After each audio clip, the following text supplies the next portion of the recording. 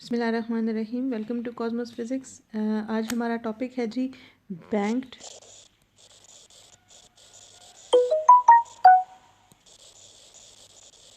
Roadways. ठीक है, आज बैंक्ड रोडवेज़ को हम कवर करेंगे। अच्छा जी, ये जो टॉपिक है इसको स्टार्ट करने से पहले हम कुछ प्रीवियस कॉन्सेप्ट्स हैं उनको भी रिवाइज़ कर लेते हैं। हम ये जानते हैं कि जब बॉडी की जो है वो किसी भी कर्व्ड पाथ में मूव कर रही होती है, सपोज़ वो सर्कुलर पाथ में मूव कर रही है, उसका जो मोशन है वो यूनिफॉर्म सर्कुलर मोशन है। तो ये सर्कल का आपके पास सेंटर आ गया और सेंटर से लेके जो है कर्व तक जो आपके पास जो फासला होता है, डिस्टेंस होता है, उसको हम उसका रेडियस कहलाता है, उसको हम रेडियस ऑफ कर्वेचर बोलते हैं। ठीक है, अब कोई भी बॉडी जब सर्कुलर मोशन में मूव कर रही होती है तो एक ख़ास फोर्स होती है जिसको हम नाम देते हैं सेंट्रीपिटल फोर्स का। सेंट्रीपिटल फोर्स, और यही फोर्स रिस्पॉन्सिबल होती है किसी भी बॉडी के मूव करने में जिस टाइम पे वो सर्कुलर पाथ को अडॉप्ट करती है। ठीक है, और ये हमेशा जो होती है इसकी जो डायरेक्शन होती है ये इनवर्ड होती है towards the centre of the circle. और इसको हम by Newton second law of motion को जिस टाइम पे हम सर्कुलर फॉर्म में लिखते हैं तो इसको हम इस तरह से लिखेंगे, Fc is equal to m v square over r. ये जो वी स्क्वायर ओवर आर है यहाँ पे, ये आपके पास सेंट्रीपिटल एक्सेलरेशन है। ठीक है, इसको हम सेंट्रीपिटल एक्सेलरेशन बोलेंगे। इसकी डायरेक्शन भी जो है टुवर्ड्स द सेंटर ही होती है। ठीक है, सेंट्रीपिटल एक्सेलरेशन की, क्योंकि फोर्स की डायरेक्शन जो है वो इनवर्ड है। जैसे ही आप इस फोर्स को लगाना स्टार्ट करेंगे तो बॉडी जो है वो सर्कुलर मोशन क्या करेगी, अडॉप्ट करेगी। और जब तक ये फोर्स लगती रहेगी उसके ऊपर, वो बॉडी जो है वो सर्कुलर मोशन में रहेगी। और जैसे ही आप इस फोर्स को लगाना छोड़ देंगे तो बॉडी जो है वो सर्कुलर मोशन में नहीं रहेगी। ठीक है, अच्छा जी, अब हम बात करते हैं कि अगर कोई भी बॉडी जो है, कोई भी कार है, वो किसी भी रोड के ऊपर जो है वो जा रही है और उस रोड में कर्व आ गया है, तो ये आपके पास फ्लैट सरफेस है। ठीक है, फ्लैट सरफेस है, ये फ्लैट रोड है और इसके ऊपर कोई भी एक जो है वो गाड़ी जो है वो मूव कर रही है। ठीक है, तो ये इस कर्व का जो है इस सेंटर और यहाँ सेंटर से लेके यहाँ तक इसका जो है रेडियस है। ठीक है, इस पाथ का, इस सर्कुलर पाथ का जो रेडियस है।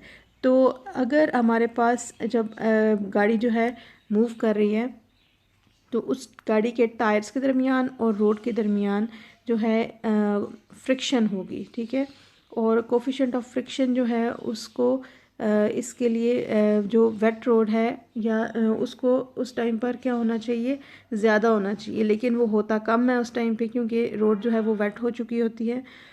और ड्राई रोड जो है, ड्राई रोड और साथ में टायर है, उसका जो कोफिशिएंट ऑफ फ्रिक्शन है वो as compare to wet road जो है तो वो ज़्यादा होता है। अब ज़रूरी तो नहीं है कि हर वक्त जो है वेदर कंडीशंस एक जैसी ही हों, कभी बारिश होती है, कभी पेट्रोल गिरा होता है सड़क के ऊपर, किसी भी किस्म का कोई भी मसला हो सकता है। तो गाड़ी को जो है उसमें स्लिप होने का ख़तरा होता है या स्किडिंग का ख़तरा होता है। तो जाहिर सी बात है जिस वक्त वो टर्न लेगी तो सेंट्रीपिटल एक्सेलरेशन इनवर्डली एक्ट कर रही है, क्योंकि सेंट्रीपिटल फोर्स इनवर्डली एक्ट कर रही है। तो गाड़ी बजाय इसके कि यहाँ पे आगे की तरफ मूव करे, वो स्किड करेगी। ठीक है, तो इस स्किडिंग को रोकने के लिए हम क्या करते हैं, रोड को बैंक्ड करते हैं। अब देखते हैं कि ये जो बैंकिंग ऑफ रोड है इसका क्या हमारे पास फ़ायदा है। अच्छा, सपोज़ हमारे पास इस तरह से है कि बजाय से कि हम सड़क को यूँ फ्लैट रखें, हम इसको थोड़ा सा टिल्ट कर देते हैं, यूँ जस्ट लाइक दिस। ठीक है, यहाँ पे हमारे पास एक ख़ास एंगल बन जाता है, उसको हम थीटा का नाम देते हैं। ठीक है, अब जैसे ही ये जो आपके पास रोड है, ये आपके पास रोड आ गया। ठीक है, ये टिल्टेड रोड है। ठीक है, कोई ख़ास एंगल है टर्न लेते हुए। ठीक है, और इसके ऊपर हमारे पास क्या है जी, एक गाड़ी है, इसके टायर हो गए, ये आपके पास व्हीकल है कोई भी। ठीक है, और इस व्हीकल के का जो होना चाहिए नॉर्मल, ठीक है, वो आपके पास इस तरह से बनेगा। लेकिन ये कि इसका जो वेट है इसके सेंटर से ये नीचे की तरफ एक्ट करेगा यूं इस तरह से, ठीक है। mg इसको हम नाम देंगे, ठीक है। ये इसका वेट है और इसके वेट को जो बैलेंस करेगा, अब ये नॉर्मल रिएक्शन जो है, ये जो नॉर्मल सरफेस का जो नॉर्मल रिएक्शन होता है वो आपके पास ये इस डायरेक्शन में जा रहा है, ये,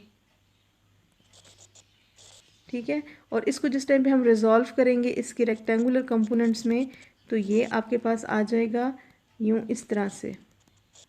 किसी भी वेक्टर को आप उसके रेक्टेंगुलर कंपोनेंट्स में अगर वो कोई भी एंगल बना रहा है थीटा, तो उसको आप क्या कर सकते हैं, रिजॉल्व कर सकते हैं, ठीक है। तो अब हम देखते हैं कि इसको हम रिजॉल्व करेंगे तो ये हमारे पास किस तरह से ये जो है आपके पास क्या आ गए हैं, रेक्टेंगुलर कंपोनेंट्स आ गए हैं, ठीक है। अब ये जो कंपोनेंट है हमारे पास, ये आपके पास आ जाएगा जी एक्स कंपोनेंट, लेकिन नाम इसको हमने एन वाई का दिया है क्योंकि ये हमारे पास क्या है, वर्टिकल डायरेक्शन में है, ठीक है। और ये आपके पास क्या है, इसका जो है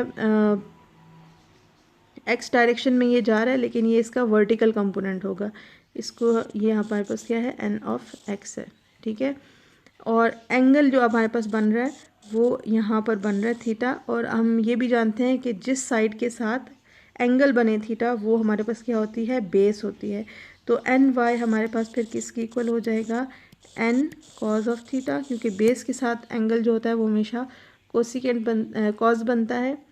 और फिर उसके बाद जो है जी ये उसके बाद फिर हमारे पास ये जो साइन एंगल है या जो वर्टिकल एंगल है, इसमें हमारे पास ये फिर हम किस तरह से देखेंगे इसको, n of x is equal to n sine theta. ये हमारे पास क्या आ जाएगा, रेडियल डायरेक्शन आ जाएगी इसकी, या इसको हम ये कह सकते हैं कि ये हमारे पास जो है वर्टिकल डायरेक्शन है, ठीक है।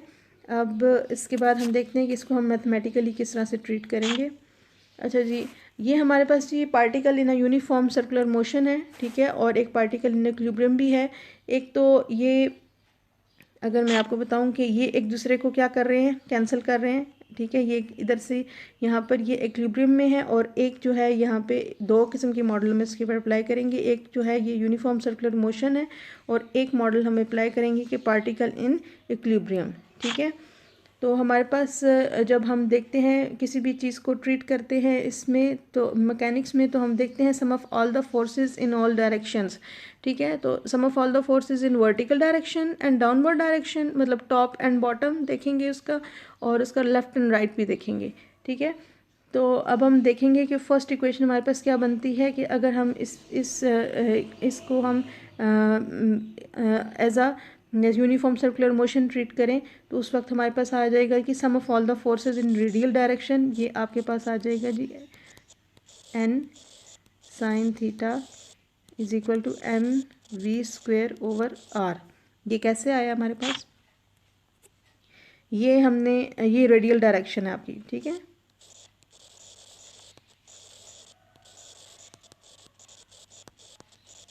और यहाँ पर हमने न्यूटन सेकंड लॉ को अप्लाई किया है, तो यहाँ पे रेडियल डायरेक्शन में हमारे पास ये देखेंगे जिस तरह से ये आपके पास रेडियल डायरेक्शन है, ठीक है।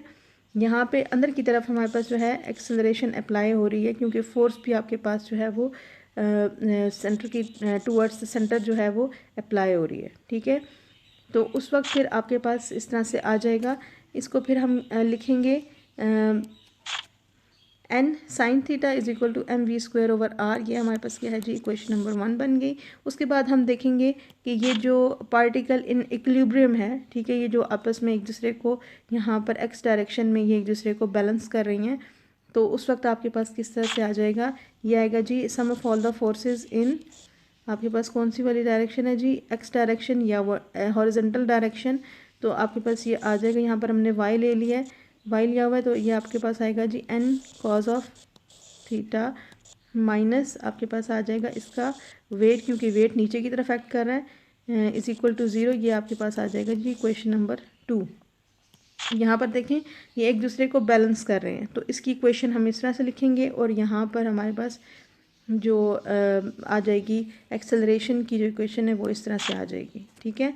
अब ये जो इक्वेशन नंबर 2 है, इसको मैं किस तरह से लिख सकती हूँ कि n cos theta is equal to, ये माइनस एम जी, ये इज इक्वल टू की दूसरी साइड पे जाकर एम जी हो जाएगा। अब हमारे पास ये इक्वेशन नंबर 3 बन गई है। अब हम क्या करेंगे कि इसको हम 1 और 3 को डिवाइड कर देंगे, बाय डिवाइडिंग